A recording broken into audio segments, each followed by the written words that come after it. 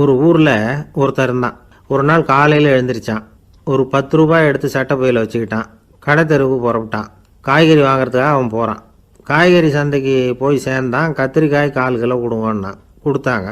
காசு கொடுக்கறதுக்காக சட்டை பையில் கையை விட்டான். பணத்தை காணும். 10 ரூபாயை சட்டை பையில் வச்சுக்கிட்டு தான் வந்தான். அது இப்போ அங்கே இல்லை. வழியில் எங்கேயும் அது விழுந்துட்டு போட்டிருக்கு. அல்லது யாராவது திருடர்கள் தெரியாமல் அதை எடுத்துக்கிட்டு போட்டாங்களா என்னன்னு தெரியல. எப்படியோ 10 ரூபாயை அவன் இழந்துட்டான். கையில் காசு இல்லை. அதனால் கத்திரிக்காயை திருப்பி கொடுத்துட்டு கவலையோடு வீட்டுக்கு திரும்பி வந்தான். அதையே நினச்சிக்கிட்டு இருந்தான். அவனுக்கு துக்கம் அதிகமாக போச்சு. அழ ஆரம்பிச்சிட்டான். காய்கறிகள் வாங்கிட்டு வந்து ஆனந்தமாக சமைச்சு சாப்பிட்லாம்னு நினச்சோம். அது முடியாமல் போச்சேங்கிற கவலை அவனுக்கு. அதனால் அதை மறக்கவே முடியல. இது நடந்து கொஞ்ச நாள் ஆச்சு. அதே மனுஷன் இன்னொரு நாள் அதே மாதிரி புறப்பட்டான். பணத்தை எடுத்து பையில் வச்சுக்கிட்டான். காய்கறி சந்தையை நோக்கி போய்கிட்டு இருக்கிறான். இப்போ வழியில் ஒரு ஏழை பையனை பார்த்தான். தம்பி எங்கே போகிற அப்படின்னு கேட்டான். ஐயா பள்ளிக்கூடத்துக்கு போய்கிட்டுருக்கிறேன் அவன். சரி அதுக்கே இவ்வளவு கவலையோடு போய்கிட்டுருக்கிற அப்படின்னு விசாரித்தான் அவன். ஐயா நான் ரொம்ப ஏழை, வீட்டில் வசதி இல்லை, பரீட்சைக்கு பணம் கட்டணும், இன்றைக்கி கடைசி நாள், என்ன செய்கிறதுன்னு தெரியலன்னா. இவன் பார்த்தான். தாங்கிட்ட இருக்கிற பணத்தை எடுத்து அந்த பையன்கிட்ட கொடுத்தான். இதை வச்சுக்கோ, உடனே பணத்தை கட்டு, நல்லா படி, பரீட்சை எழுது அப்படின்னு சொல்லிவிட்டு திரும்பி வந்துட்டான். வெறுங்கையோடு திரும்பி வந்தோம். வீட்டில் கேட்குறாங்க எங்கே காய்கறின்னு வழக்கம் போல் கேட்டாங்க. இவன் நடந்ததை சொன்னான். இப்போ வீட்டில் இருந்தவங்க அவங்ககிட்ட ஒரு கேள்வி கேட்டாங்க. ஏங்க இதே மாதிரி முன்னாடி ஒரு தடவை காய்கறி வாங்க போய் வெறுங்கையோடு திரும்பி வந்தீங்க, இப்போவும் வெறுங்கையோடு தான் திரும்பி வந்திருக்கிறீங்க. ஆனால் முன்னாடி வந்தப்போ வருத்தமாக இருந்தீங்க, இப்போ உங்கள் முகத்தில் வருத்தம் தெரியலையே அப்படின்னு கேட்டிருக்கிறான். அதாவது வீட்டில் இருக்கிறவங்க கேட்டாங்களாம். இப்போ அந்த மனுஷன் யோசிக்க ஆரம்பித்தானான். இந்த 2 நிகழ்வுகளுக்கு என்ன வித்தியாசம்? போன தடவை அவன் பணத்தை இழந்தான், இந்த தடவை அவன் பணத்தை இழந்திருக்கிறான். போன தடவை யாரோ திருடிட்டு போயிட்டாங்க, இந்த தடவை அவனாவே ஒரு பையன் பேரில் இறக்கப்பட்டு எடுத்து கொடுத்துருக்குறான். அன்னைக்கு பணம் போயிட்டுதேன்னு வருத்தமாக இருந்தது, இன்றைக்கி பணம் போனாலும் மனசுக்கு மகிழ்ச்சியாக இருக்குது, நிறைவாக இருக்குது. கொஞ்சம் யோசிச்சு பாருங்கள். பணத்தை இழந்தது மகிழ்ச்சிக்கோ வருத்தத்துக்கோ காரணமாக இருக்க முடியாது. அப்படின்னா வேறு எது காரணம்?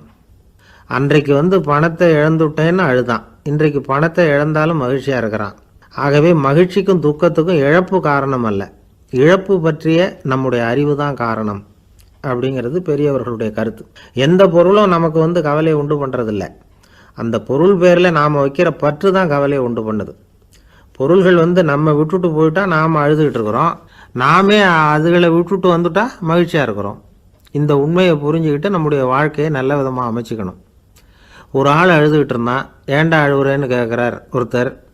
இழக்கிறதுக்கு எதுவும் இல்லை அதனால் அழறேன்னா. என்னடா சொல்கிறேன்னார். கிட்ட வாங்க சொல்கிறேன்னா. இந்த மணி பர்ஸை வேற ஒருத்தன் பாக்கெட்லேருந்து திருடினேன், அப்புறம்தான் புரிஞ்சுது அவங்ககிட்ட இழக்கிறதுக்கு எதுவும் இல்லைங்கிறது. ஆமாங்க இது காலி பர்ஸு, அதனால் இப்போ அழுதுகிட்டு இருக்கிறேன், திருடியும் பிரயோஜனம் இல்லை அப்படின்னு சொல்லிவிட்டு அழுதானா.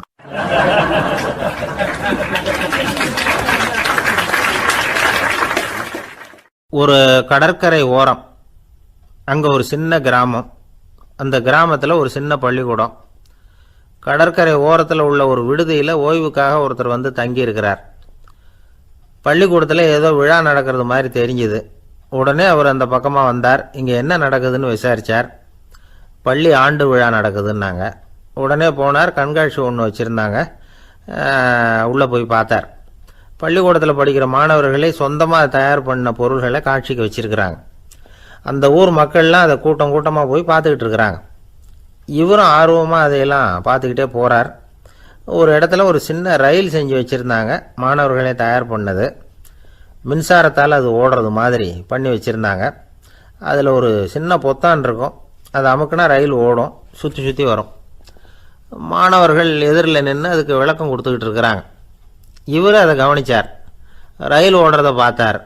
அங்கே நின்றுக்கிட்டு இருந்த மாணவர்கள்கிட்ட விளையாட்டாக கேட்டார். ஏப்பா இந்த ரயில் எதனால் ஓடுது அப்படின்னு கேட்டார் இவர். சக்தியினால் ஓடுது அப்படின்னாங்க மாணவர்கள். அது என்ன சக்தின்னு கேட்டார். அதுக்கு பேர் மின்சாரம் அப்படின்னாங்க. சரி நீங்கள் மின்சாரத்தை பார்த்துருக்குறீங்களா அப்படின்னார். நாங்கள் பார்த்தது இல்லைங்க, ஆனால் இதை செய்யறதுக்கு எங்களுக்கு உதவி பண்ண ஆசிரியர் ஒரு பட்டதாரி, ஒரு கால் அவர் பார்த்துருக்கலாம் அப்படின்னாங்க. அவர் எங்கே இருக்காருன்னு கேட்டார். இதோ அழைச்சிட்டு வர்றோம்னு ஓடினாங்க. அவரை அழைச்சிட்டு வந்தாங்க. அவர்கிட்ட ஒரு பெரியவர் கேட்டார், மின்சாரத்தை நீங்கள் பார்த்துருக்குறீங்களா அப்படின்னு. மின்சாரத்தை பார்க்குறதாவது நான் பார்த்ததே இல்லை, நான் பார்த்தது அது செயல்படுற விதத்தை தான். அது விளக்கை வந்து எரிய வைக்குது, ரயிலை ஓட வைக்குது, இது மாதிரி எத்தனையோ எந்திரங்களை வந்து செயல்பட வைக்குது. ஆனால் உண்மையிலேயே அது என்னன்னு எனக்கு தெரியாது. ஒருவேளை இந்த பள்ளிக்கூடத்து தலைமை ஆசிரியருக்கு தெரிஞ்சிருக்கலாம், ஏன்னா அவர் ஒரு மேல்நிலை பட்டதாரி அப்படின்னாராம் அவர். சரின்னு போய் தலைமை ஆசிரியரை கூப்பிட்டுக்கிட்டு வந்தாங்க. அவர்கிட்டையும் இதே கேள்வியை கேட்டாராம் அவர். மன்னிக்கணும், இந்த கேள்வி இதுவரைக்கும் யாரும் என்கிட்ட கேட்டதில்லை. சக்தியை யாரும் பார்க்க முடியாது, ஆனால் அது செயல்படும் விதத்தை தான் பார்க்க முடியும் அப்படின்னாராம் அவர். இப்போ இது வரைக்கும் கேட்டுக்கிட்டு இருந்த பெரியவர் சிரித்தார்.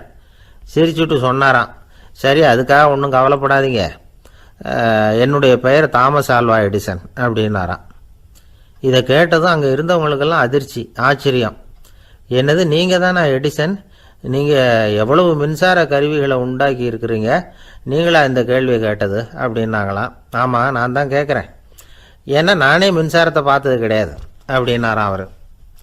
அன்புங்கிறது இப்படிப்பட்டது தாங்கிறார் ஓஷோ. அன்புங்கிறது நம்ம உடற்கூறு அமைப்பில் இல்லை, அது நம்ம உடம்புல உள்ள சுத்த சக்தியின் வெளிப்பாடு. அதை உணரத்தான் முடியுமே தவிர பார்க்க முடியாது. அன்பே உன்னை வந்து நான் என் இருதயத்தில் வச்சிருக்கிறேன் அப்படின்னுலாம் சொல்லுவான். இதெல்லாம் சும்மா. இது வந்து டாக்டர்கள் சொல்கிற இருதயம் கிடையாது. அது வந்து ரத்தத்தை தள்ளுகிற ஒரு கருவி, அவ்வளவுதான்.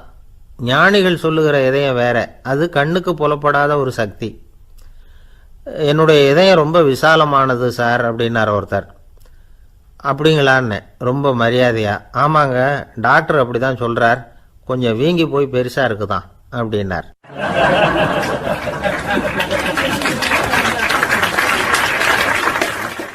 உங்கள் பையன் எப்படி சார் இருக்கான் அப்படின்னு விசாரித்தார் ஒருத்தர். அவன் என்ன சார், எதை சொன்னாலும் காதில் வாங்க மாட்டேங்கிறான், அவன் பாட்டுக்கு போகிறான் வர்றான் அப்படின்னு சொல்லி அழுத்துக்கிட்டார் அப்பா. பெரியவங்க சொல்கிறத சின்ன பிள்ளைங்க கேட்கறது இல்லைங்கிறது ஒரு குறை. பெரியவங்க சொல்கிறது சின்ன பிள்ளைங்க காதலையே விழறது இல்லைங்கிறது ஒரு குறை. இது கொஞ்சம் சீரியஸான விஷயம், கவனித்து பார்க்கணும். ஒரு குழந்தைக்கு காது சரியாக கேட்குதா இல்லையா அப்படிங்கிறத நாம தான் கவனித்து பார்த்து கண்டுபிடிக்கணும். அதுவாக நம்மக்கிட்ட தவழ்ந்து வந்து, அப்பா எனக்கு காது கேட்கல, அழைச்சிட்டு போங்க டாக்டர்கிட்ட அப்படின்னுலாம் சொல்லிக்கிட்டு இருக்காது. அது சரி, ஒரு குழந்தைக்கு காது சரிவர கேட்குதா இல்லையா அப்படிங்கிறத முன்கூட்டியே நாம் தெரிஞ்சுக்கிறது எப்படி? அதுக்கு சில வழி இருக்குது. உங்கள் குழந்தைய கொஞ்சம் அப்படி கவனித்து பாருங்கள். அடிக்கடி ஜலதோஷம், காதில் அரிப்பு ஏற்படுதா, மூக்கு வந்து விரிவாகவும், அப்புறம் வந்து டான்சில், அடினாய்டு, சத அழற்சி, இது மாதிரி ஏதாவது இருக்கா, வாயிலிருந்து எச்சில் ஒழுகுதா, குழந்தை வாயினால் சுவாசிக்குதா, பற்கள் வந்து முன்னாடி தள்ளி வளருதா, இதெல்லாம் அதுக்கு அறிகுறி. அப்புறம் இந்த VBDF TH இப்படி இந்த ஒலிகள் சேர்ந்த வார்த்தைகளை வந்து குழந்தை வந்து சரியாக புரிஞ்சுக்காது. இப்போ உதாரணத்துக்கு பட்டுன்னு சொல்லு குழந்தை அப்படின்னீங்கன்னா அது வந்து கட்டுன்னு சொல்லும். அதாவது பட்டு சவுண்டை அதால் புரிஞ்சிக்க முடியல. அப்புறம் உங்கள் குழந்தை வந்து உங்களை உறக்க பேச சொல்கிறானா, அடிக்கடி கேள்வி கேட்குறானா, சாப்பிட்றப்போ கவனம் இல்லாமல் இருக்கானா, படிப்பில் போதுமான முன்னேற்றம் இல்லையா, வகுப்பில் சரியாக கவனிக்கிறது இல்லையா, இப்படிலாம் இருந்தால் ஆரம்பத்திலேயே டாக்டர்கிட்ட அழைச்சிட்டு போய் சிகிச்சையை வந்து ஆரம்பிச்சுடலாம், குணப்படுத்தி விடலாம். குழந்தைக்கு காது சரியாக கேட்கலன்னா நீங்கள் செய்ய வேண்டியது என்ன தெரியுமா?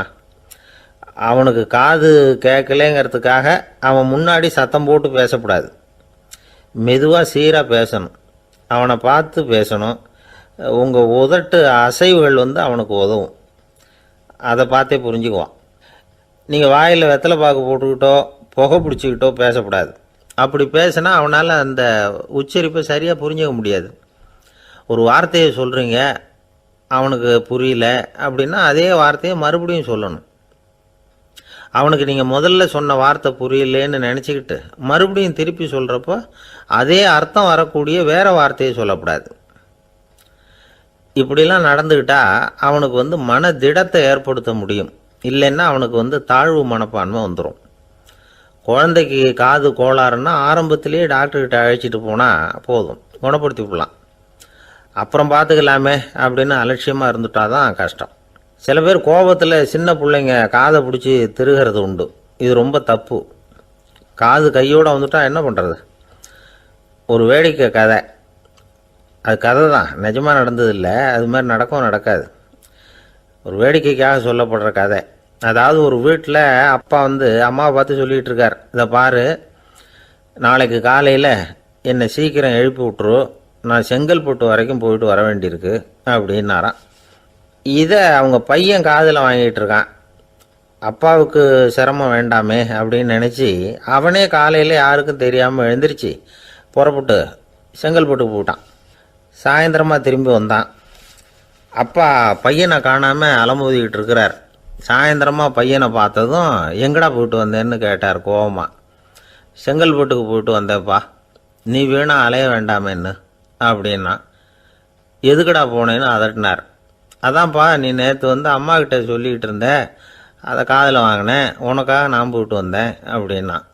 உடனே எந்த காதில் வாங்கினேன் அப்படின்னு சொல்லி காதை பிடிச்சி திருகினார். அந்த காது கையோடு வந்துட்டுது. இது நடந்து கொஞ்ச நாள் கழித்து அந்த அப்பாவும் பையனும் கடத்தெருவில் போய்கிட்டு இருக்கிறாங்க. எதிரில் ஒரு நாய் ஓடி வந்தது. அதுக்கு 2 காதும் இல்லை. என்ன இது, இந்த நாய்க்குட்டிக்கு 2 காதும் இல்லை அப்படின்னார் அப்பா. அதுக்கு பையன் சொல்கிறான், அப்பா அது 2 தடவை செங்கல்பட்டுக்கு போயிட்டு வந்துருவோம் அப்படின்னானா.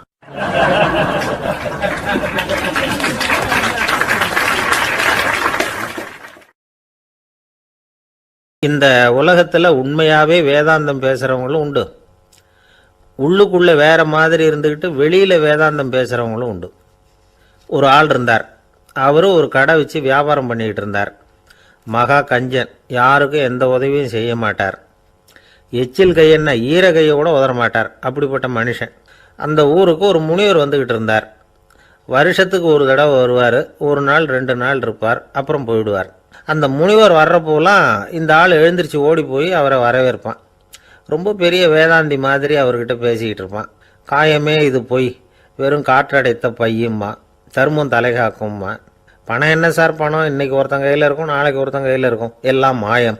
எனக்கு தான் இன்னமும் இந்த சம்சார பந்தத்திலிருந்து விடுபடுறதுக்கு நேரம் வரலேம்மா. அந்த முனிவரும் இந்த ஆள் இப்படி சொல்கிறத கேட்ட உடனே, ஏப்பா அப்படி சொல்கிற, இப்போ கூட நீ சரின்னு சொல்லு, உனக்கு தீட்சை கொடுத்து இதிலேருந்து விடுபடுற ஞானத்தை போதிக்கிறேன் பார். உடனே அந்த ஆள் என்ன சொல்லுவான் தெரியுமா, ஐயோ சாமி, இப்போ அது எப்படிங்க முடியும், பிள்ளைங்கள்லாம் சின்ன சிறுசுங்க, அதுகளுக்கெல்லாம் ஒரு கல்யாணம் காட்சின்னு செஞ்சு கடமையை முடிச்சுட்டா நீங்கள் சொல்கிறபடி செஞ்சு விடலாமா. சரி, இன்னும் முனிவர் போயிடுவார். அடுத்த வருஷம் வருவார். இவன் வழக்கம் போல் வேதாந்தம் பேசுவான். சரி தீட்சை கொடுக்குறேன் வா அம்பார். பேரம்பேத்தியை பார்க்கணும், கோர்ட்டில் கேஸ் ஒன்று இருக்குது, அது முடியணும் அப்படின்னு தயங்க ஆரம்பிச்சிருவான். எல்லாம் சொல்லுவான், ஆனால் குடிக்கிறதுக்கு தண்ணி கூட கொடுக்க மாட்டான். ரொம்ப வருஷம் கழித்து மறுபடியும் ஒரு நாள் அந்த ஊருக்கு முனிவர் வந்தார். இவன் கடைக்கும் வந்தார். அப்புறம் அங்கே கல்லாவில் நம்ம ஆள் இல்லை, அவன் புள்ள தான் உட்காந்துருக்கிறான். அப்பாவை போலவே புள்ளையும் எழுந்திரிச்சு ஓடியாந்து முனிவரை வரவேற்றான். அப்பா எங்கேன்னு விசாரித்தார் முனிவர். ஐயோ அதை ஏன் கேட்குறீங்க சாமி, உங்ககிட்ட தீட்சை வாங்கி இந்த சம்சார பந்தத்திலேருந்து விடுதலை பெறணும்னு சொல்லிக்கிட்டே இருப்பார், அது நிறைவேறாமலே போய் சேர்ந்துட்டார். போன மாதம் ஒரு நாள் திடீர்னு நெஞ்சு வலிக்குதுன்னார், அவ்வளோதான் போட்டுன்னு போயிட்டார் அப்படின்னு புலம்புனான் பையன். இதை கேட்டதும் முனிவர் சிரிச்சாரான். அவன் எங்கடா போவான், உன் அப்பா எங்கேயும் போகல, இதோ வாழை ஆட்டிக்கிட்டு உன் காலடியிலே இருந்துக்கிட்டு இருக்கான் பார் அப்படின்னு சொல்லி அங்கே நின்றுக்கிட்டு இருந்த ஒரு நாயை சுட்டி காட்டினாரான். என்ன சாமி சொல்கிறீங்க அப்படின்னு ஆச்சரியமாக கேட்டிருக்கான் பையன். உடனே முனிவர் அந்த நாயோட தலையில் ஒரு தட்டு தட்டி பேசுகிறா அப்படின்னாரான். உடனே அந்த நாய் வந்து வேதாந்தம் பேச ஆரம்பிச்சுட்டு தான், காயமே இது போய் வெறும் காற்றடைத்த பைய அப்படின்னு தான். முனிவர் சொன்னார், அடே இப்போவும் ஒன்றும் கெட்டு போகல, நீ விரும்புனா சொல்லு, உனக்கு தீட்சை கொடுத்து என் பின்னாடியே அழைச்சிட்டு போயிடுறேன், அங்கே அழைச்சிட்டு போய் உனக்கு ஞானத்தை போதிக்கிறேன், வர்றியா அப்படின்னு கேட்டிருக்கார். உடனே அந்த நாய் சொல்லிச்சான், ஐயோ அதை ஏன் கேட்குறீங்க சாமி, நான் உண்ணாமல் தின்னாமல் ஏராளமான சொத்து சேர்த்து வச்சுட்டேன். என் பிள்ளைங்க அதோட பெருமை தெரியாமல் ராத்திரி நேரம்லாம் கதவை திறந்து போட்டுட்டு தூங்கிடுவாங்க. அதனால் இப்படி நாயாக பிறந்து ராத்திரி பகலாக சுற்றி சுற்றி வந்து காவல் காத்துக்கிட்டு கிடக்கிறேன். இப்போ எப்படி சாமி வர முடியும் அப்படின்னு கேட்டுதான். அறியாமையிலேயே சுகம் கண்டு இப்படி இருக்கிற ஆளுங்களுக்கு எப்படி விடுதலை கிடைக்கும், எப்போ விடுதலை கிடைக்கும் அப்படின்னு கேட்குறார் தசாவதானி, திருக்குறள் பேர் ராமையா. அவர் கேட்குறது நியாயம் தானே. இந்த காலத்து பையன் ஒருத்தன் அப்பா கிட்ட சொன்னான், அப்பா இன்றைக்கி நான் 1 ரூபா மிச்சப்படுத்தி விட்டேன் அப்படின்னு நானான். அப்படியா, என்னடா பண்ணேன்னு கேட்டிருக்கார் அப்பா. டவுன் பஸ்ஸில் ஏறாமல் அது பின்னாடியே ஓடியாந்தேன், 1 ரூபா மிச்சம் தானே அப்படின்றான். அட பாவி, ஒரு ஆட்டோ பின்னாடி ஓடியாந்துருந்தா 10 ரூபா மிச்சமாயிருக்குமே, வேஸ்ட்டு பண்ணிட்டியே அப்படின்னாரான் அந்த அப்பா.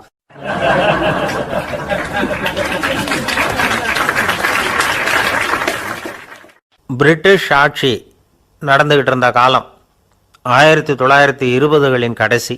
அப்போ நடந்த ஒரு உண்மை நிகழ்ச்சி இது. ஒரு கல்யாண மாப்பிள்ளை ரயிலில் இறங்க போகிறார். அவரை வரவேற்க ஒரு ராஜ குடும்பமே காத்துக்கிட்டு இருக்குது. மங்களூர்லேருந்து இறங்குற அந்த மாப்பிள்ளை யார் தெரியுமா? ஒரு நாய். உண்மைதான், அந்த நாய்க்கு தான் கல்யாணம். சுதேசி சமஸ்தானத்து மன்னர்களில் ஒருத்தர் ஜூனாகட் மகாராஜா. அவரோட வளர்ப்பு நாய் ரோஷனாரா. அதுக்கு கல்யாணம் பண்ணி வைக்கணும்னு ஆசைப்பட்டார். மாப்பிள்ளை தேடினார். மங்களூர் மகாராஜாவோட வளர்ப்பு நாய் ஒன்று இருந்தது, பேர் பாபி. இது ரெண்டுக்கும் கல்யாணம் நடத்த முடிவு பண்ணார். திருமணத்துக்கு வேண்டிய எல்லா ஏற்பாடுகளையும் பண்ணுங்க அப்படின்னு உத்தரவு போட்டார். ஆயிரக்கணக்கான அழைப்புதழ்கள், பல சமஸ்தான மன்னர்கள், ஜமீன்தார்கள், பிரிட்டிஷ் அதிகாரிகள், பெரிய பணக்காரங்க, இப்படி நிறைய பேருக்கு அழைப்புதழ்கள் அனுப்பி வச்சாங்க. பத்திரிகையை பார்த்தவங்கெல்லாம் திகைச்சு போயிட்டாங்களாம். இருந்தாலும் என்ன பண்ணுறது, ராஜாவே அழைக்கிறார், போகாமல் இருக்க முடியுமா? அந்த சமயத்தில் நாட்டின் கவர்னர் ஜெனரலாக இருந்தவர் இர்வின் பிரபு. அவருக்கும் ஒரு பத்திரிக்கை போயிருக்குது. வாங்கி பார்த்ததும் அவருக்கு பயங்கர எரிச்சல். உடனே குப்பை தொட்டியில் போட்டுவிட்டாராம். மாட்சிமை தங்கிய பிரிட்டன் சக்கரவர்த்தியின் பிரதிநிதியான தன்னை கேவலம் ஒரு நாயின் திருமணத்துக்காக அழைக்கிறதா அப்படின்னு அவருக்கு ஆத்திரம். இருந்தாலும் கல்யாணம் பிரமாதமாக நடந்துதான். கல்யாணத்தன்னைக்கு பொண்ணுக்கு ஸ்பெஷல் குளியல், தண்ணீருக்கு பதிலாக வாசனை திரவியங்கள், பன்னீர், குளித்ததுக்கு அப்புறம் அலங்காரம், வைர மாலை, முத்து மாலை, ஏகப்பட்ட அலங்காரம். மாப்பிள்ளையை அழைக்கிறதுக்கு ரயில்வே ஸ்டேஷனில் ராஜ குடும்பமே காத்துக்கிட்டு இருக்குது. அவங்களோட வளர்ப்பு நாய்கள் 250. அத்தனை நாய்களுக்கும் பட்டு துணி போத்தி இருக்குது. முத்து வடங்கள் அணிவிச்சிருக்கிறாங்க. எல்லாம் ராஜ நாய்கள். அதுகளையும் வீதியில் நடக்க விடலையாம். அதுகளை சுமந்துக்கிட்டு போக அலங்கரிக்கப்பட்ட யானைகள் காத்துக்கிட்டு இருக்குதான். மாப்பிள்ளைக்கு வரவேற்பு எப்படி தெரியுமா? அது நடந்து வர்ற பாதை பூரா ரத்தன கம்பளம் விரிச்சிருக்குது. 2 பக்கமும் ராஜாங்க அதிகாரிகள் கைகட்டி நிற்கிறாங்க. அரசு படை வீரர்கள் அணிவகுப்பு மரியாதை செலுத்துகிறாங்க. அந்த நாய் ராஜ மரியாதையோடு நடந்து வருது. நகையெல்லாம் போட்டுக்கிட்டு வருது. திருமண மண்டபத்துக்கு சேருது. அங்கே கல்யாணம் அமோகமாக நடக்குது. இந்த திருமணத்தை முன்னிட்டு அந்த ஜூனாகட் சமஸ்தானத்துக்கு 3 நாள் விடுமுறை வேறு. கல்யாணத்துக்கு வந்திருந்தவங்களுக்கெல்லாம் ஏக தடபுடலாக விருந்து, நாட்டியம் எல்லாம் பிரமாதமாக நடந்து தான். இந்த கல்யாணத்தில் கலந்துக்க வந்திருந்த மற்ற சமஸ்தானத்து மன்னர்கள், திவான்கள், அரச குடும்பத்தினர், இப்படி அவங்க 700 பேராம். அவங்க போகிறதுக்காக விசேஷ ரயில்கள்லாம் வேற விட்டுருக்காங்க. கல்யாணம் முடிஞ்சதும் அந்த நாய் தம்பதிகளோட பெரிய பெரிய மன்னர்கள்லாம் ஒன்றா உட்காந்து சாப்பிட்டாங்களாம். ஏர் கண்டிஷன் அறையில் அந்த தம்பதிகள் கொஞ்ச காலம் வாழ்ந்துருக்கிறாங்க. கொஞ்ச நாளில் மாப்பிள்ளைக்கு மரியாதை குறைய ஆரம்பிச்சுட்டுது. வெளியில் துரத்தி விட்டாங்களாம். அந்த பெண் நாய் மட்டும் ராஜ போகங்களை அனுபவித்து வந்து தான். இந்த கல்யாணத்தை பார்த்துட்டு தொடர்ந்து மற்ற சமஸ்தானத்து மன்னர்களும் நாய் திருமணங்கள் நடத்த ஆரம்பிச்சுட்டாங்களாம். இது உண்மையில் நடந்திருக்குது. இப்படி அது இருக்கட்டும். இப்போ நம்ம கதைக்கு வருவோம். ஒரு ராஜாவுக்கு ரொம்ப நாள் கழித்து ஒரு குழந்தை பிறந்து தான். அரண்மனை ஜோசியரை கூப்பிட்ருக்கார் ராஜா. ஜோசியரே, என் மகன் வருங்காலத்தில் சிறந்த வாழ் வீரனாக வரணும்னு ஆசைப்படுறேன். வருவானாங்கிறத கொஞ்சம் பார்த்து சொல்லுங்களேன் அப்படின்னாராம். ஜோசியர் சொன்னார், மன்னா, உங்கள் புள்ள வாழ் வீரனாக வர்றது கஷ்டம். ஆனால் அவரும் உங்களை மாதிரியே நாய்க்குட்டிகள் பேரில் பிரியமாக இருப்பார். அதுகளுக்கு கல்யாணமும் பண்ணி வைப்பார் அப்படின்னாராம். அது எப்படி கண்டுபிடிச்சிங்க அப்படின்னு கேட்டிருக்கார் ராஜா. அரசே, உங்கள் பிள்ளைக்கு வாழ் மேலே உள்ள பிரியத்தை காட்டிலும் நாய் மேலே உள்ள பிரியம் அதிகங்கிறதுக்கான அறிகுறி இப்போவே தெரியுது. நல்லா கவனித்து பாருங்கள். அவர் வாழ்னு கத்துறாரு அப்படின்னாரு. கவனித்து பார்த்துட்டு அப்படி எனக்கு காதில் விழலையே அப்படின்னாராம் மன்னர். அதனால தான் சொன்னேன், அவர் கத்துறது வாழ்னு கத்தலை, வள்ளுன்னு கத்திக்கிட்டு இருக்கார். அதனால தான் அப்படி சொன்னேன் அப்படின்னாராம் அரண்மனை ஜோசியர்.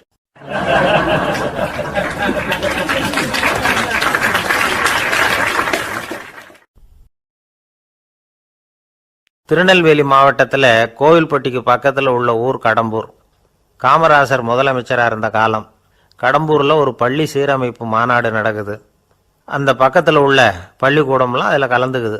கண்காட்சி வேற. ஊர் பூரா விழா கோலம். மறுநாள் மாநாடு நடக்க போகுது. ஆனால் முதல் நாளே மழை பிடிச்சிக்கிட்டுது. மறுநாளும் அது விடாமல் பேஞ்சிக்கிட்டு இருக்குது. காமராசர் காலையிலேருந்து பல்வேறு நிகழ்ச்சிகளில் கலந்துக்கிட்டு சாயந்தரமாக கடம்பூருக்கு வந்து சேர வேண்டியவர். மழை பேஞ்சிக்கிட்டு இருக்கிறதுனால நிகழ்ச்சி ரத்தாயிடுமோ என்னமோ அப்படின்னு எல்லாரும் சந்தேகப்பட்டுக்கிட்டு இருக்கிறாங்க. அவர் கோவில்பட்டி பயணிகள் விடுதியில் இருக்கிறார். கடம்பூர்லேருந்து சில பேர் போய் அவரை சந்திக்கிறாங்க. மழை பெஞ்சிக்கிட்டு இருக்குதே, என்ன செய்யலாம் அப்படின்னு கேட்குறாங்க. மழை பெஞ்சால் நல்லது தானே, அதுக்காக மாநாட்டை எதுக்காக ரத்து செய்யணும்? ஆசிரியர்கள் எவ்வளவு கஷ்டப்பட்டு ஏற்பாடு பண்ண மாநாடு, கட்டாயம் வந்துடுறேன் அப்படின்னாராம் காமராசர். உடனே புறப்பட்டார். மழையை பொருட்படுத்தாத மக்கள் கூட்டம், அது கலையாமல் காத்துக்கிட்டு இருக்கிறாங்க அவ்வளோ பேரும். தலைவர் வந்துட்டார்னு தெரிஞ்சது ஜனங்களுக்கு ஏகப்பட்ட உற்சாகம். ஜனங்கள் அவ்வளவு உற்சாகமாக வரவேற்றாங்க. மாநாடு ஆரம்பமாச்சு. மலர் மாலைகள் மலை மாதிரி குவிய ஆரம்பிச்சுட்டுது. வரிசையாக ஒவ்வொரு கல்வி நிலையம் சார்பாகவும் வரவேற்பு பத்திரம் வாசித்து கொடுக்குறாங்க. என்ன வாசிக்கிறாங்கங்கிறத காமராசர் கூர்ந்து கவனிக்கிறார். ஏகப்பட்ட புகழ் மொழிகள், ரொம்ப பாராட்டி புகழ்ந்து என்னென்னமோ வாசிச்சுக்கிட்டு இருக்கிறாங்க. கொடை வள்ளலே, குணக்குன்றே, மலையே, கடலே, இப்படி தமிழ் மொழியில் பாராட்டுறதுக்கு எத்தனை வார்த்தைகள் உண்டோ அத்தனையும் அதில் சேர்த்துருக்குறாங்க. காமராசர் பொறுமை இழந்துட்டார். போதும் போதும், உங்கள் எல்லாரையும் பார்த்து 2 வார்த்தை பேசிவிட்டு போகிறதுக்காக தான் நான் வந்திருக்கிறேன். எல்லாரும் மழையில் சிரமப்பட்டு நின்றுக்கிட்டு இருக்கிறீங்க, இப்படி என்ன புகழ்ந்து படிச்சுக்கிட்டே இருந்தால் எப்படி அப்படின்னாராம். அதுக்கப்புறம் பேசி முடிச்சிருக்கிறார். மாநாட்டு நிகழ்ச்சிகள் முடிஞ்சதும் இன்னொரு நிகழ்ச்சியில் கலந்துக்கிறதுக்காக புறப்பட்டாராம். ஒரு திறந்த ஜீப்பில் அவரை ஊர்வலமாக அழைச்சிக்கிட்டு போயிருக்கிறாங்க. தெருவில் 2 பக்கமும் ஏகப்பட்ட கூட்டம். அங்கங்கே ஜீப்பை நிறுத்தி ரோஜா மாலை, ஜருக மாலை இப்படி போட்டுக்கிட்டே இருக்கிறாங்க. அதையெல்லாம் அப்படி அப்படியே வாங்கி அங்கங்கே நின்றுக்கிட்டு இருந்த குழந்தைகள்கிட்டையும் தாய்மார்கள்கிட்டையும் கொடுத்துக்கிட்டே போகிறார். அந்த சமயத்தில் கூட்டத்துக்கு அப்பால் ஒரு பெரியவர் கையில் ஒரு மல்லிகை சரத்தோடு நின்றுட்டு இருக்கிறார். அவரால் முண்டி அடிச்சுக்கிட்டு முன்னால் வர முடியல. காமராசர் இதை கவனிக்கிறார். அவ்வளவுதான், உடனே நிறுத்தப்பா வண்டிய அப்படிங்கிறார். ஜீப்பு நிற்கிது. டிரைவரை பார்த்து, அதோ பார், அங்கே ஒருத்தர் நிற்கிறார் பார், அவரை இங்கே அழைச்சிட்டு வா அப்படின்னாராம். கூட்டம் வழி விடுது. அந்த பெரியவரை கிட்டத்தில் அழைச்சிட்டு வர்றாங்க. காமராசர் அவரை பார்த்து, வாங்க வாங்க, நல்லா இருக்கீங்களா அப்படின்னு சத்தம் போட்டு உற்சாகமாக விசாரிக்கிறாராம். பெரியவர் கண்களில் கண்ணீர், பேச்சு வரல. மல்லிகை சரத்தை அவருக்கு போடுறார். கொஞ்ச நேரம் அவர்கிட்ட பொறுமையாக பேசிக்கிட்டு இருந்துட்டு அவரை அனுப்பி வைக்கிறார் காமராசர். பெரியவர் போனதுக்கு அப்புறம் காமராசர் பக்கத்தில் இருந்தவங்க கிட்ட சொல்கிறார் அந்த பெரியவரை பற்றி. அந்த காலத்தில் ரொம்ப கஷ்டப்பட்டவர் இவர், ஜெயிலுக்கு போனவர் அப்படின்னு ரொம்ப உருக்கமாக நெகிழ்ந்து போய் சொல்கிறார். இதில் ஒரு விஷயத்தை கவனிங்க. தன்னை புகழ்ந்து படிக்கப்பட்ட வாழ்த்து மடலை படிக்க வேணாம்னு தடுத்து நிறுத்தினார். எங்கேயோ ஒரு மூலையில் கையில் ஒரு 4 முழம் மல்லிகை சரத்தோடு ஒதுங்கி நின்றுக்கிட்டு இருந்த அந்த தொண்டரை அவ்வளவு பெரிய கூட்டத்துக்கு நடுவுலையும் தேடி கண்டுபிடிச்சி கிட்டத்தில் கூப்பிட்டு அவர் கொடுத்த அன்பு மாலையை வாங்கி கழுத்தில் போட்டுக்கிட்டார். அதுதான் காமராசர். தோல்விகள் கூட அவரை கொஞ்சம் கூட பாதித்ததில்லை. ஒரு பொது தேர்தலில் அவர் தோற்று போகிறார். தொண்டர்கள்லாம் அழறாங்க. அதில் ஒருத்தர் மெதுவாக காமராசர்கிட்ட போய், என்ன தலைவரே, நீங்கள் கூட தோற்று போயிட்டீங்களே அப்படின்னு கலக்கமாக சொல்லியிருக்கிறார். அதுக்கு காமராசர், நான் கூட தோற்று போகிறதுக்கு பேர் தான்ப்பா ஜனநாயகம் அப்படின்னாராம்.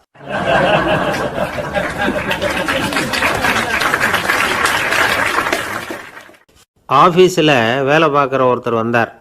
பேசாமல் ஒரு 10 நாள் லீவு போட்டுடலாமா பார்க்குறேன் அப்படின்னார். ஏன்னு கேட்டோம். என்னுடைய மேலதிகாரி ஒரு முசுடு சார், அவர்கிட்ட வேலை பார்க்குறது ரொம்ப கஷ்டமாக இருக்குது அப்படின்னார். ஆஃபீஸில் வேலை பார்க்குறவங்கெல்லாம் ஒரு விஷயத்தை நல்லா ஞாபகத்தில் வச்சுக்கணும். மேலதிகாரிங்கிறவர் ஒரு பெரிய மகான் இல்லை, அவரும் ஒரு மானிட பிறவி தான். சராசரி மனுஷனுக்குள்ள பலம் பலவீனம் 2ம் அவருக்கும் உண்டு. அதனால் அவரை கொஞ்சம் அனுசரித்து போகிறதுக்கு பழகிறது தான் நல்லது. மேலதிகாரிகளில் பல வகை உண்டு. அதில் முக்கியமாக 3 வகை. அதில் ஒரு வகை எப்படி தெரியுமா? உங்களை ஒரு வேலை செய்கிற மெஷினாக மட்டுமே நினைக்கக்கூடிய வகை. இவங்கள்லாம் எப்படின்னா, எங்கேயாவது வெளியூர் போயிருந்தால் கூட அங்கேருந்து ஃபோன் பண்ணுவாங்க, அந்த வேலை என்னாச்சு, இந்த வேலை என்னாச்சு அப்படின்னு. இவங்களுக்கெல்லாம் உங்கள் நலனை பற்றியோ உங்கள் குடும்பத்தை பற்றியோ அக்கறை இருக்காது. நீங்கள் சொல்கிற யோசனை எதுவும் இவங்ககிட்ட எடுபடாது. கொடுத்த வேலையை பாரு, நீ எனக்கு புத்தி சொல்ல வேணாம் அப்படிம்பாங்க. இவங்களை அனுசரித்து போகிறதுக்கு ஒரே வழி, இவங்க எதை சொன்னாலும் சரின்னு சொல்லிவிட்டு வேலையை கவனிக்க வேண்டியது தான். இவங்ககிட்ட வேறு எந்த கேள்வியும் கேட்டுக்கிட்டு இருக்கக்கூடாது. ஆமாம் சாமி போடுறது கௌரவ குறைச்சல் இல்லை, அது ஒரு அலுவலக சௌகரியம், அவ்வளவுதான். இன்னொரு வகையான மேலதிகாரிகள் எப்படி தெரியுமா? இவங்கள்லாம் ஆஃபீஸ் வேலையை பற்றி அதிகமாக கவலைப்பட்டுக்கிட்டு இருக்க மாட்டாங்க. தங்களுடைய சொந்த இமேஜ் பாதிக்கப்படக்கூடாதுங்கிறதுலையே கவனமாக இருப்பாங்க. இவங்கெல்லாம் அடிக்கடி உங்கள் நலனை விசாரிப்பாங்க. அதே மாதிரி நீங்களும் அவரை விசாரிக்கணும்னு எதிர்பார்ப்பாங்க. இந்த ரக அதிகாரிகளுக்கெல்லாம் புது வருட வாழ்த்து அனுப்பலாம், பிறந்தநாள் வாழ்த்து அனுப்பலாம். அவருக்கு எங்கேயாவது ஒரு பாராட்டு விழா நடந்தால் முதல் வரிசையில் போய் உட்காந்து உங்கள் முகத்தை காட்டலாம். ஆஃபீஸ் வேலையை மட்டுமே பார்க்குற பணியாளர்கள் இது மாதிரி அதிகாரிகள்கிட்ட நல்ல பேர் வாங்க முடியாது. இன்னொரு வகையான மேலதிகாரிகள் உண்டு. அவங்க எப்படின்னா ஆஃபீஸ் வேலையை பற்றியும் கவலைப்பட மாட்டாங்க, தனக்கு கீழே வேலை பார்க்குறவங்கள பற்றியும் கவலைப்பட மாட்டாங்க. எக்காரணம் கொண்டும் தன்னுடைய பொசிஷனுக்கு ஆபத்து வந்துடக்கூடாதுன்னே நினைக்கக்கூடியவங்க இவங்க. இவங்களால் கடுமையான வேலை செய்யவும் முடியாது, தீர்மானிக்கவும் முடியாது. எந்த முடிவையும் எடுக்காமல் அப்படியே தள்ளி போட்டுக்கிட்டே போடுவாங்க எல்லாத்தையும். இதனால் என்ன ஆகும்னா, இவருக்கு கீழே வேலை பார்க்குற உங்களுக்கு பொறுப்பு அதிகமாகிடும். இவங்ககிட்ட போய் பிரச்சனையை மட்டும் சொல்லி பிரயோஜனம் இல்லை, அதுக்கான முடிவுகளை நீங்களே சொல்லணும். அப்போ தான் இது மாதிரி அதிகாரிகள்கிட்ட நல்ல பேர் வாங்கலாம். அட்லீஸ்ட் கெட்ட பேர் வாங்காமலாவது காலம் தள்ளலாம். ஆஃபீஸில் வேலை பார்க்குறவங்க முக்கியமாக சில விஷயங்களை ஞாபகத்தில் வச்சுக்கணும். ஆஃபீஸில் நடக்கிற நல்லது கெட்டது எதுவாக இருந்தாலும் உடனடியாக மேலதிகாரிகிட்ட தெரிவிக்கிறது நல்லது. மூன்றாவது மனிதர் மூலமாக அதை அவர் தெரிஞ்சுக்கிறது அவ்வளவு நல்லதில்லை. எந்த மேலதிகாரியுமே தான் இந்த சர்பாஸ் செய்யப்படுறத விரும்புறதில்லை. அதனால் அவருக்கு தெரியாமல் மேலிடத்துக்கு மணி எழுதி போடக்கூடாது. அப்படி எழுதி போடுறவங்க சில பேர் இருக்கிறாங்க. நீங்களும் உங்கள் மேலதிகாரியும் தொழில் ரீதியாக ஒரே படிப்பு படித்தவராக இருக்கலாம். அப்படி இருந்ததுன்னா அட்ஜஸ்ட் பண்ணி போகிறது கொஞ்சம் கஷ்டம்தான். இதை மனசில் வச்சுக்கிட்டு நடந்துக்கணும். உங்களுக்கும் அவருக்கும் அபிப்பிராய பேதமா, அது அவருக்கும் உங்களுக்கும் உள்ள தனிப்பட்ட பிரச்சனை. அதை விளம்பரப்படுத்திகிட்டு இருக்கக்கூடாது, அது அவருடைய கோபத்தை கிளறும். உங்கள் மேலதிகாரி உங்கள் கூட படித்தவராக இருக்கலாம், அதுக்காக அவரை எல்லாருக்கும் முன்னாடி அடையை கிச்சாமி எப்படிறா இருக்க அப்படின்லாம் கேட்டுக்கிட்டு இருக்கக்கூடாது. பொதுவாக யாரும் அதை விரும்புறதில்லை. இவ்வளவையும் உங்கள் மனசில் வச்சுக்கிட்டு கொஞ்சம் சாமர்த்தியமாக நடந்துக்கிட்டிங்கன்னா ஆஃபீஸ் உங்களுக்கு அவஸ்தையாக இருக்காது, ஆனந்தமாக இருக்கும். ஒரு மேலதிகாரி தன்கிட்ட வேலை பார்க்குற ஒருத்தரை பற்றி ரொம்ப பெருமையாக சொன்னாராம். எங்கள் ஆஃபீஸில் எவ்வளவோ பேர் வேலை பார்க்குறாங்க, எல்லாரும் தினமும் ஏதாவது பிரச்சனைகளை சொல்லிகிட்டு இருப்பாங்க. ஆனால் இவர் ஒருத்தர் மட்டும்தான் இது வரைக்கும் என்கிட்ட எந்த பிரச்சனையும் சொன்னதே இல்லை. அவர் பாட்டுக்கு வருவார், வேலை பார்ப்பார், போயிடுவார் அப்படின்னாராம். நான் உடனே அவ்வளவு பெருமைக்குரிய அந்த ஊழியரை பார்த்து கேட்டேன், ஏன்பா உன்னுடைய மேலதிகாரிகிட்ட நீ எந்த பிரச்சனையும் கொண்டுகிட்டு போகிறதே இல்லையாமே அப்படின்னு கேட்டேன். அதுக்கு அவர் சொல்கிறாரு, ஆமாங்க, அது ஏன்னா அவரால் எந்த பிரச்சனையுமே தீர்க்க முடியாதுங்கிறது எனக்கு நல்லா தெரியும், அதனால் அப்படி செய்கிறேன், வேற ஒன்றும் இல்லை அப்படின்னார் ரொம்ப பொறுமையாக.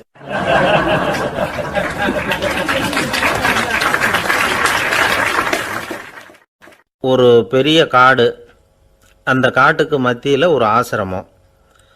அங்கே ஒரு முனிவர் இருந்தார். பல இடங்கள்லேருந்து வர்ற குழந்தைகளுக்கு அவர் பாடம் சொல்லி கொடுத்துக்கிட்டு இருக்கிறார். ஏழை பணக்காரர் அப்படிங்கிற வித்தியாசம்லாம் கிடையாதுங்க. எல்லாரும் அவர்கிட்ட தங்கள் பிள்ளைகளை அனுப்பி வச்சாங்க. மன்னர்களுடைய பிள்ளைங்க கூட அங்கே அவர்கிட்ட தான் படிக்கிறதுக்கு வருவாங்க. ஆனால் அந்த முனிவரை பொறுத்த வரைக்கும் எல்லா பிள்ளைங்களும் ஒன்று தான். இது யார் வீட்டு பிள்ளைன்னெல்லாம் பார்க்க மாட்டார், எல்லாரும் சமம். மாணவர்கள்லாம் அங்கேயே மாத கணக்கில் வருஷ கணக்கில் தங்கியிருந்து பாடம் கற்றுக்கிட்டு போகிறது வழக்கம். அவராக பார்த்து போன்னு சொல்கிற வரைக்கும் அங்கேயே இருக்கணும், படிக்கணும், குருகுல வாசம். ஒரு சமயம் ஒரு ராஜகுமாரனும் அவர்கிட்ட படிச்சுக்கிட்டு இருந்தான். அவனுக்கு ஒரு 15 வயசு இருக்கும். சில வருஷம் கழித்து அந்த முனிவர் தன்கிட்ட இருக்கிற மாணவர்களுக்கெல்லாம் பரீட்சை வச்சார். அவங்களுடைய அறிவு முதிர்ச்சியை கணிக்கிறதுக்காக பல சோதனைகள்லாம் வச்சார். ஒவ்வொருத்தராக பார்த்து இனிமேல் நீங்கள் உங்கள் வீட்டுக்கு போகலாம் அப்படின்னு சொல்லி அனுப்பி வச்சுக்கிட்டு இருக்கிறார். எல்லோரும் போயிட்டாங்க. கடைசியாக மிஞ்சி இருந்தது ஒரே ஒரு மாணவன். அவனை மட்டும் வீட்டுக்கு அனுப்பலை. யார் அந்த பையன் தெரியுமா? அவன்தான் அந்த ராஜகுமாரன். ராஜகுமாரனுடைய தந்தைக்கு, அதுதான் அந்த ராஜாவுக்கு, அங்கே வயசு ஏறிக்கிட்டே போகுது. என்ன இது, படிக்க போன பையன் இன்னும் திரும்பி வரலையே அப்படின்னு நினச்சார்.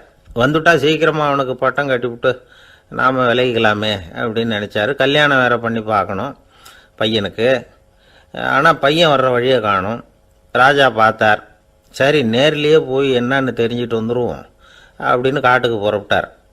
அங்கே போய் முனிவரை பார்த்தார். முனிவர் இவரை அன்பாக வரவேற்று உட்கார வச்சார். அதுக்கப்புறம் ராஜா மெதுவா, எல்லாரையும் வீட்டுக்கு அனுப்பி வச்சுட்டிங்களாமே, ஏன் பிள்ளைய மட்டும் அப்படின்னு சொல்லி மெதுவாக இழுத்தார். முனிவர் இதுக்கு உடனே பதில் சொல்லலை. ராஜாவை கூப்பிட்டுட்டு போய் விருந்தினர் குடிசையில் தங்க வச்சார். அதுக்கப்புறம் சொன்னார், உங்கள் மகன் எல்லா பாடங்கள்லேயும் முதல் இடம் வாங்கியிருக்கான். இப்படி முதலாவதாக வர்ற மாணவனுக்கு நாங்கள் இன்னொரு தேர்வு வைக்கிறது வழக்கம். அதுலேயும் அவன் வந்து முதலாவதாக வந்துட்டான்னா அவன் ஒரு பெரிய வித்வான் அப்படிங்கிற கௌரவத்தை அடைஞ்சிருவான் அப்படின்னார். அதாவது முனிவர் அப்படி சொல்கிறார். அப்படி சொல்லிவிட்டு போயிட்டார் அவர். ராஜா அங்கேயே தங்கிட்டார். ராத்திரி படுத்து தூங்கினார். காலையில் எழுந்திரிச்சு அந்த குடிசைக்கு வெளியில் வந்தார் பல்லு விளக்கிறதுக்காக. அந்த சமயத்தில் தூரத்தில் ஒருத்தன் ஒரு கையில் கோடாலியை வச்சுக்கிட்டு தலையில் ஒரு பெரிய விறகு கட்டை சுமந்துக்கிட்டு வந்துக்கிட்டு இருக்கிறது மாதிரி தெரிஞ்சுது. யாராவது விறகு வெட்டியாக இருக்கும் அப்படின்னு நினச்சார் ராஜா. கிட்ட வந்ததும் உத்து பார்க்குறாரு. பார்த்தா அது தன்னோட புள்ள. திகைச்சு போயிட்டார். என்ன இது, ஒரு ராஜகுமாரனை கூட இது மாதிரி வேலையெல்லாம் செய்ய சொல்கிறாங்களே அப்படின்னு நினச்சார். ராஜகுமாரன் வந்து விறகு கட்டை கொண்டுக்கிட்டு போய் கொல்லை பக்கம் வச்சான். அந்த சமயம் முனிவர் அங்கே வந்தார். என்ன மகனே, விறகு வெட்டிக்கிட்டு வந்துட்டியா? சரி, இப்போ வந்து ஒரு துடைப்பத்தை எடுத்துக்கோ, விருந்தினர் குடிசையின் வாசல் பக்கத்தை கூட்டி பெருக்கி சுத்தம் பண்ணு போ அப்படின்னார். அப்படியே செய்கிறேன் குருவே அப்படின்னு சொல்லிவிட்டு போனான். சுத்தம் பண்ண ஆரம்பிச்சிட்டான். ராஜா பார்த்தார் இதை. உடனே ஓடியாந்தார். மகனே, என்ன காரியம் பண்ணுற? துடப்பத்தை கீழே போடுனார். இப்போ அந்த ராஜகுமாரன் சொல்கிறான், தந்தையே, இது வந்து என்னுடைய குருதேவரோட உத்தரவு. இங்கே வந்து நான் ஒரு மாணவன். இங்கே அரசனும் ஒன்று தான், ஆண்டியும் ஒன்று தான். குருதேவர் சொல்கிறத மறுக்காமல் செய்கிறது தான் எங்கள் கடமை அப்படின்னா. இந்த சமயம் முனிவர் அங்கே வந்தார். இவனை வந்து முதுகில் தட்டி கொடுத்தார். அப்புறம் ராஜா கிட்ட சொன்னார், அரசே, உங்கள் புள்ள எங்கள் கடைசி தேர்வுலேயும் வெற்றி பெற்றுட்டான். பணிவு தான் மாணவர்களின் மிக உயர்ந்த குணம். குருநாதர் சொல்கிறது மனசுக்கு பிடிக்கலைன்னா கூட மறுக்காமல் செய்யணும். அப்படி செய்கிறதுனால எதை செய்யலாம் எதை செய்யக்கூடாது அப்படிங்கிற விவேகம் அவங்களுக்கு வந்துடும். செய்யக்கூடாததை கூட பெரியவங்க சொல்லிவிட்டா செஞ்சு தான் ஆகணும் அப்படிங்கிற பணிவு அவங்களுக்கு வந்துடும். இந்த குணம் வந்துட்டுதுன்னா அவங்க எத்தனை கடினமான வேலையாக இருந்தால் கூட ரொம்ப சுலபமாக செஞ்சு முடிச்சிருவாங்க. தூக்கத்திலேயும் அப்புறம் துக்கத்திலேயும் தோண்டு போட மாட்டாங்க. இந்த பணிவும் விவேகமும் அவங்கக்கிட்ட மன உறுதியை ஏற்படுத்தும். அந்த உறுதி உங்கள் பையனுக்கு வந்தாச்சு. இனிமேல் அவனை நீங்கள் அழைச்சிட்டு போகலாம். அவன் நிச்சயமாக பேரும் புகழும் பெறுவான் அப்படின்னார். ராஜா அவரை பார்த்து, குருதேவா, புரிஞ்சுக்கிட்டேன், என்னை மன்னிக்கணும் அப்படின்னாரு. அதுக்கப்புறம் மகனை அழைச்சிக்கிட்டு நாட்டுக்கு திரும்பி வந்துட்டார். இந்த கதையை இன்று ஒரு தகவலில் சொல்லுங்கள் சார், உங்கள் நிகழ்ச்சியில் சொல்லுங்கள் சார் அப்படின்னு சொல்லி மாணவர்கள் கேட்டால் பணிவாக இருக்கிறது எப்படி அப்படிங்கிறத புரிஞ்சுக்குவாங்க அப்படின்னு சொன்னார் ஒருத்தர்.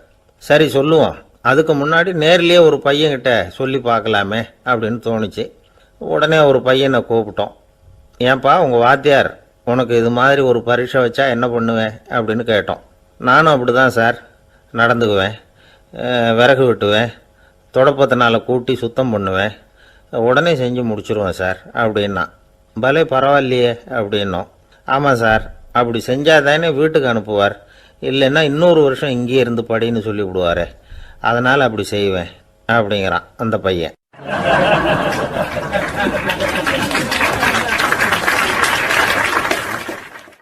ஒரே ஒரு ஊர். அந்த ஊருக்கு பேர் கொடையாளிப்பட்டி. அந்த பேருக்கு தகுந்த மாதிரி தான் அந்த ஊர் மக்களும்.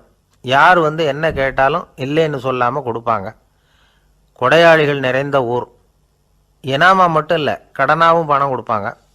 யாருக்காவது அவசரமாக பணம் தேவைப்பட்டதுன்னு வச்சுக்கோங்க, அந்த ஊருக்கு போய் வாங்கிக்கலாம்.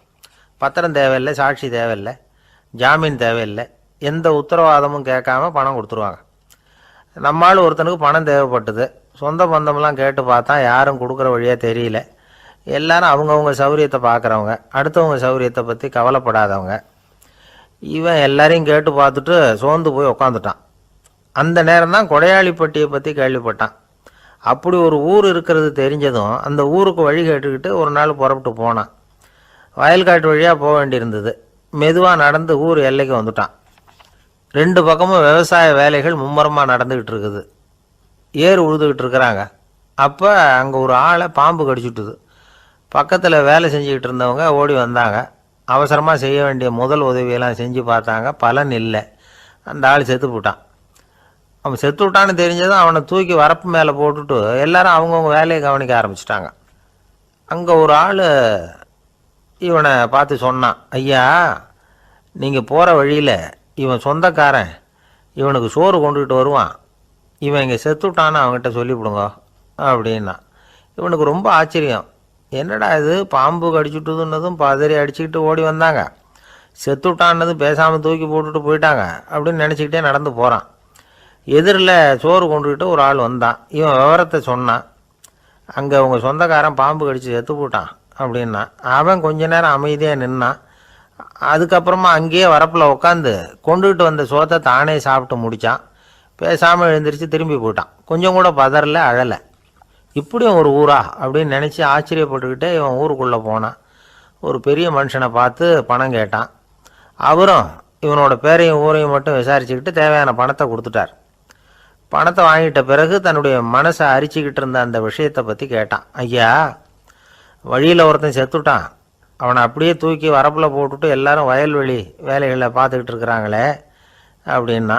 இதுக்கு அந்த பெரியவர் சொன்னார், ஆமாம் அப்படி தான் செய்வோம், வேலை முடிஞ்சு வீட்டுக்கு திரும்புகிறப்போ அவனை தூக்கிட்டு வந்து அடக்கம் பண்ணிடுவோம் அப்படின்னார். ரொம்ப ஆச்சரியமாக இருக்கே அப்படின்னா. ஏன் உங்கள் ஊரில் யாராவது செத்துட்டா என்ன பண்ணுவீங்க அப்படின்னு கேட்டார். என்ன இப்படி கேட்குறீங்க, எங்கள் ஊரில் எல்லாம் பணத்தை தூக்க விட மாட்டாங்க, ஒப்பாரி வைப்பாங்க, கட்டி புரண்டு அழுது புலம்பி தீத்துருவாங்க அப்படின்னா. இவன் பெரியவர் பார்த்தார். அவங்ககிட்ட கொடுத்த பணத்தை லபக்குன்னு பறிச்சுக்கிட்டார். திருப்பி வாங்கிட்டார். இவன் பதறி போய் நிற்கிறான். அவர் சொன்னார், பணத்தையே விட மாட்டேன்னு கட்டுப்பிடிச்சி அழுதா நான் கொடுத்த பணத்தை மட்டும் எப்படி திருப்பி கொடுக்க போகிறேன், போயிட்டு வா அப்படின்னு விரட்டி விட்டாரான். இந்த கதையை நண்பர் ஒருத்தர் சொன்னார். கதை வேடிக்கையாக தெரிஞ்சால் கூட இதில் கருத்து உண்டு. பணம் பிணம் இது ரெண்டையுமே விடுறதுக்கு அவ்வளவு சுலபமாக மனம் வர்றதில்லை. இந்த ரெண்டு விஷயங்கள்லேயும் அறிவார்ந்த செயல்பாடு தேவை. ஒரு பேருந்து மரத்தில் மோதி விட்டுது. எல்லாரும் அடிபட்டு முனைகிட்டு கிடக்கிறாங்க. டிரைவர், கண்டக்டர் இவங்களுக்கும் அடி. அவங்களும் ஒரு பக்கம் கிடக்கிறாங்க. ஒரு மூலையில் கிடக்கிற ஒருத்தன் மெதுவாக முக்கி முனகி கண்டக்டர்னு சத்தம் போடுறான். கண்டக்டர் மெதுவாக நகர்ந்து அவங்ககிட்ட போய் என்னன்னு விசாரிக்கிறார். அவன் ரொம்ப சிரமப்பட்டு வாயை திறந்து ஒரு 15 காசு சில்லற பாக்கி அப்படின்னானான்.